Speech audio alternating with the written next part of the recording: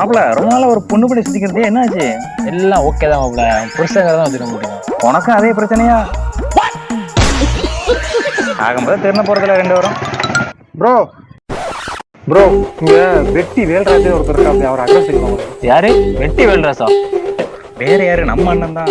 என்ன அவர் ஏமா தருவீங்க? அது ஒண்ணும் இல்லை ப்ரோ, அவர்கிட்ட கொஞ்சம் கடன் வாங்கியிருந்தேன், அது திருப்பி கொடுக்கணும். அதனாலதான் அட்ரஸ் தெரிஞ்சு சொன்னீங்கன்னா கொடுத்துருக்கேன். ஓ, கடன் கொடுக்கவா? அப்படி சொல்லுங்க. அப்படியே நேரா போயிட்டு பீச்சாங்காய் பக்கம் திரும்புங்க.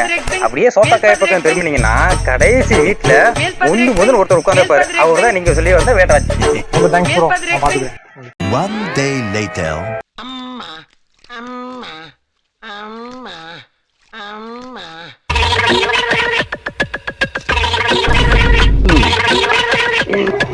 அங்க போடுறா. என்னாச்சு எங்க வாங்கினேன்? என்னன்னா கைகள் அடிபட்டு இருக்கு, என்னாச்சு? அது ஏட்டா கேக்குறீங்க? ரைட் விடு, கேட்கலாம், வாங்க போவோம். ஏய், நின்று கேட்டு போங்கடா. சரிண்ணே, சொல்லுங்க கேட்போம்.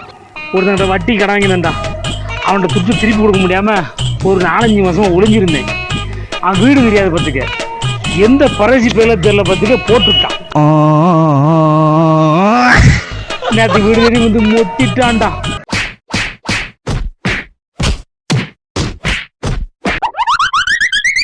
வீட்டை காட்டி கொடுத்த மட்டும் என்ன அடிபட்டு இருக்கானா? சும்மா விட மாட்டேன். ஏன்னா உன்னை காடி வயசு வேற எந்த பதவி இல்லைண்ணே, எவனு தான் நிக்காமலா இந்த பரதேசி தான் உன.